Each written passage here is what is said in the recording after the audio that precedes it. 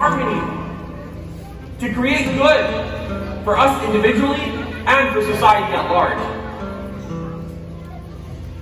Now, as we celebrate that guidance today, we remind ourselves of the task at hand, which is to not just celebrate today and forget the guidance tomorrow, but to implement this guidance and to continue to ask ourselves.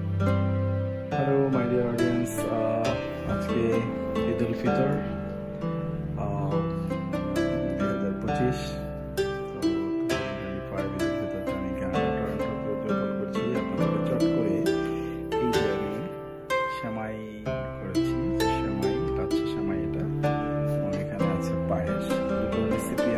রাতে করে রেখেছিলাম।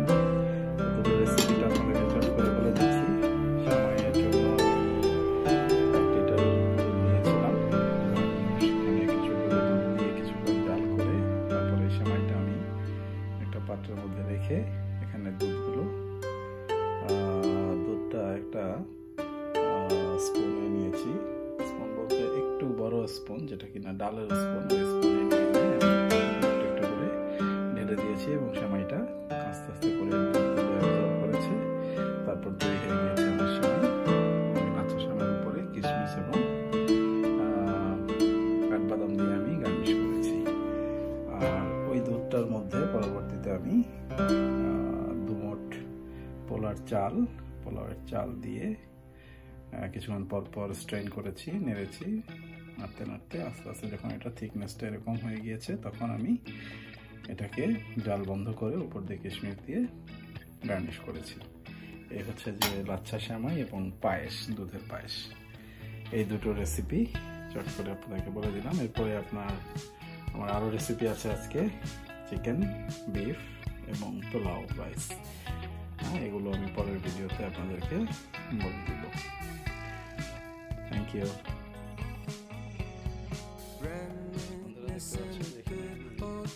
Rice কুকারের মধ্যে পোলাও রান্না তেজপাতা একটু হাওয়া দিয়ে আমি এটাকে রাইস কুকারের মধ্যে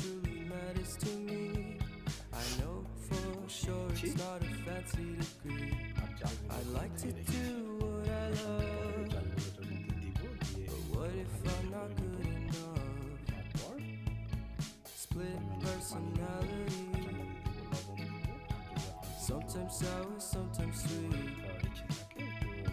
And M. Night Shyamalan story called Everything's Peachy.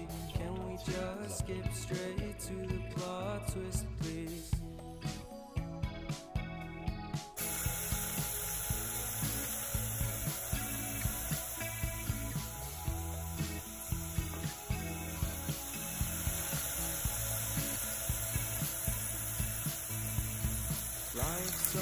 এখানে দেখতে পাচ্ছেন যে আমার পরবর্তী ধাপ যেটা, এটার মধ্যে বিফ হবে, এটার মধ্যে চিকেন হবে। আমি দুটো একসাথে বসিয়ে দিয়েছি।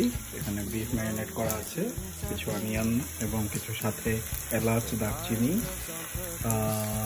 এগুলো দিয়ে আমি অয়েল দিয়ে পেঁয়াজটাকে একটু ভুনা ভুনা করে কষিয়ে নিচ্ছি। আর আমার পোলাও প্রায় হয়ে গিয়েছে, পোলাও ভাপ হচ্ছে। আর এখানে চিকেনটা ম্যারিনেট করা আছে এবং ফিশটা অপেক্ষা করছে। ফিশকে আমরা ফ্রাই করবো। ওখানে সামনের ফিশের একটা স্পেশাল আছে, ফ্রাইড ফিশ, এটা দিয়ে ফিশ ভাজা হবে। বন্ধুরা, মুরগির মাংসটা খুব ভালো করে মশলাপাতি দিয়ে যার যেমন পছন্দ দিয়ে নেবেন, যেমন গরম মশলা, পেঁয়াজ, তেল এগুলো দিয়ে একটু ভাজা ভাজা করে তারপর একটু ব্রাউন হয়ে আসলে সেটার মধ্যে মাংসটাকে ছেড়ে দিয়ে মাংসটা ভালোভাবে কষিয়ে নিতে হবে। নাড়তে থাকবেন কষানোর পরে একটু অয়েল ছেড়ে দিবে। অয়েলটা ছাড়লে একটু কষা কষা হলে তারপরে পরিমাণ মতো পানি দিয়ে এভাবে বসিয়ে দেবেন, হতে থাকবে। পানিটা শুকিয়ে গেলে যতটুকু ঝোল রাখতে চান রেখে আপনারা চিকেন, এটা আসলে চিকেন রগন জোশ আমি যেটা করেছি, কালারটা দেখে বুঝতে পারছেন। আর এই হচ্ছে যে আপনার বিফের কালারটা দেখতে পাচ্ছেন, এটা কিছুটা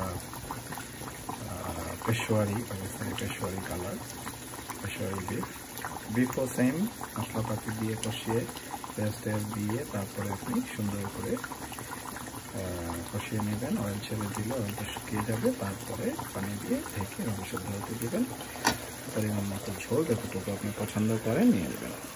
থ্যাংক ইউ। আর এখানে আছে ফিশটা আমি ম্যারিনেট করে রেখেছি। ফিশের একটা মশলা ইউজ করেছি, ফ্রাইড ফিশের শানের, প্লাস হলুদ মরিচ দিয়ে সামান্য একটু লবণ দিয়ে রেখে দিয়েছি। এটাকে মতো তেল দিয়ে একবার নামিয়ে ফেলে তারপরে ভেজে ফেলবো। তারপর ওখানে পোলাও আছে, তারপর পরিবেশন করবো। Thank you. মাছের কালারটা তো ভালোই হয়েছে।